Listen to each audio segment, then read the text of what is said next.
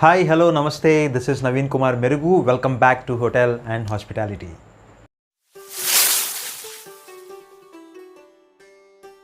Coffee, beverage brewed from the roasted and ground seeds of the evergreen tropical plant of African origin. Coffee is one of the three most important beverages in the world and one of the most profitable international commodities. Its popularity is mainly attributed to its invigorating effect, which is produced by caffeine, an alkaline present in the coffee. Before discussing about the coffee in detail, please do not forget to subscribe, like and hit the bell icon to get regular notifications. How was the coffee discovered? The most popular origin story of the beloved bean starts with Kaldi and his goats in 700 AD. Kaldi, an Ethiopian goat herder, stumbled on his goats acting strange. They were dancing. This definitely wasn't normal. He discovered that they were eating red berries and concluded that these fruits are the cause of this odd behavior. After stumbling upon this magical fruit, he shared his findings with a monk who was ecstatic to find something that would help him to stay awake all night as he prayed. Another story, however, claims that Kaldi shared these beans with a monk who disapproved of their use and threw into the fire. The result was a wonderful pleasing aroma which became the world's first roasted coffee. Shortly after this, the beans were ground and boiled to produce what we know today as coffee. Though the story of Kaldi cannot be proven to be true, one thing is certain: coffee came from Ethiopia. Another thing we know for sure is where it went next. Coffee made its way to north, across the Red Sea into the Yemen in 15th century. The port at which the beans were first arrived is Mocha. Whatever the origin of coffee, its stimulating effect undoubtedly made it popular. Though Islamic authorities pronounced the drink as intoxicating and therefore prohibited by the Quran, many Muslims were attracted to this drink as a substitute for alcohol. Coffee drinking spread rapidly among Arabs and their neighbors, even gave rise to the new social and cultural entity, coffee house, called as Khawe-Khanes. Coffee houses first appeared in Mecca in 15th century. They became very popular meeting places where the men of learning after gathered to converse, play chess or backgammon, sing and dance, listen to the music, discuss politics and the news, smoke and drink. They became known as School of Wisdom. However, in the early 1500s, the court at Mecca declared that the coffee to be forbidden because of its stimulating effect.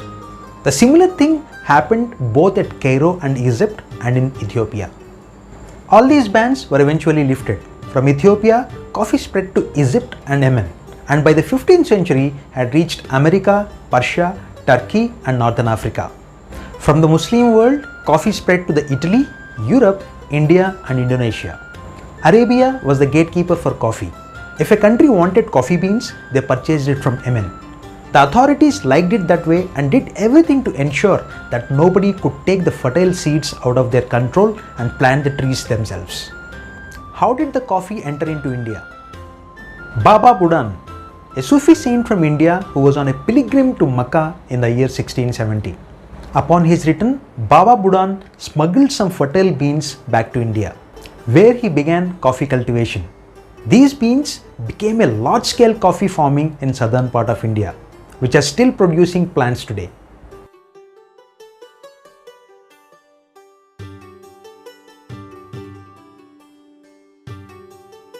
In the late 1600s, the Dutch finally started growing coffee. Decades earlier, the Dutch had smuggled coffee plants from Yemen in an attempt to grow the beans in Holland. But due to the cold weather, their cultivation scheme failed miserably. This time, however, French in Ceylon sent coffee seedlings to the Dutch governor of Java, Indonesia. While multiple natural disasters wiped out their first attempts at coffee cultivation, in 1704, more seedlings were planted and coffee from Indonesia became a staple. Java becomes another household term for coffee. Eventually, the coffee plants made its way to both Sumatra and Celebes, drastically increasing Indonesia's coffee growing capacity. Into the west, coffee invades Europe. Coffee finally arrived in Venice in 1570 and quickly became quite popular.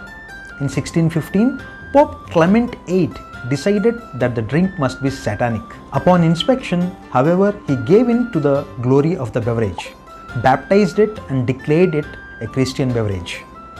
As the 1600s rolled on, coffee houses sprung up all over Europe in England, Austria, France, Germany and Holland. Much like the coffee houses of Arabia, these places became social hubs where one could engage in stimulating conversation and political debates. In England, these became known as penny universities. For the price of a cup of coffee, you could learn all sorts of things as public conversations carried on. Many of these coffee houses even grew into the business, such as Edward Lloyd's Coffee House, which became a large-scale insurance company. In Oxford, England's first coffee club opened. The shop would later be known as Oxford Coffee Club, where ideas and innovations were born and shared. The Oxford Coffee Club eventually grew to become the Royal Society. Coffee houses became the go-to place for Englishmen.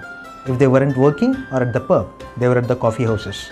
Women at the time were furious as their husbands were never home anymore, always drinking coffee and engaging in religious and political discussions. In 1674, the Women's Petition Against Coffee was born in an attempt to ban coffee for bringing their men back home. France was introduced to coffee in the 17th century, specifically in 1669, by the Turkish ambassador to Paris. In his time with Louis XIV, the royal court swooned over the beverage and Paris was soon overtaken by the beverage. In 1683, after the Battle of Vienna, Austria's first coffee house opened, the Blue Bottle.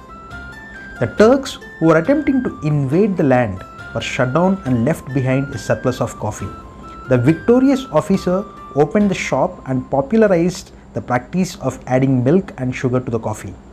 Coffee introduced to the Americans. Having already conquered Africa and the Indian Ocean nations and sweeping over the Europe, the little beans were about to make their way even further west to conquer every nation touching the Atlantic Ocean. Crossing the Atlantic. In the early 18th century, the Dutch decided to extend their generosity in a way that would change the coffee farming world forever. The mayor of Amsterdam gifted King Louis XIV of France a young coffee plant in 1714. Although the Dutch could not cultivate coffee trees in Holland, they could keep them alive in special greenhouses. This plant was protected in the Royal Botanical Gardens of Paris. A captain of the French Navy, Gabriel Mathieu de Cleo, was stationed in Martinique but happened to be visiting Paris. It's unclear whether he ended up stealing clippings from King Louis' coffee tree or if King Louis himself gave order for de Cleo to establish a coffee plantation in Martinique. Regardless, de Cleo took his clippings and set sail for the Caribbean, which happened to have the ideal coffee growing conditions. It was a long journey and de Cleo struggled to keep his plant alive.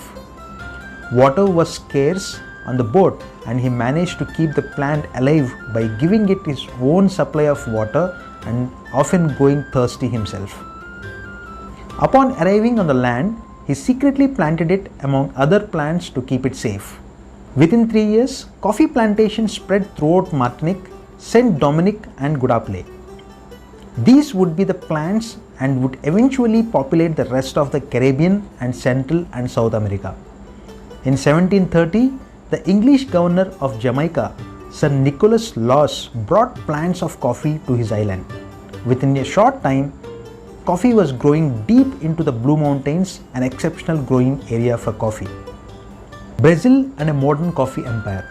Brazil grows more coffee today than any other country in the world. So how did it all get started?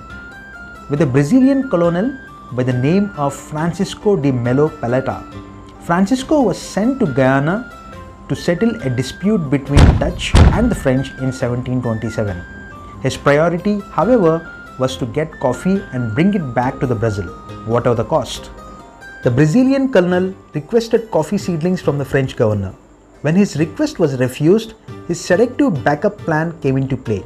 He worked his magic on the French governor's wife and eventually she managed to secretly give Francisco a handful of clippings.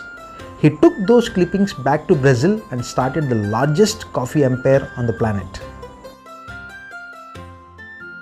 In 1893, coffee from Brazil was taken to Kenya and Tanzania, close to the birthplace of coffee and cultivated in East Africa.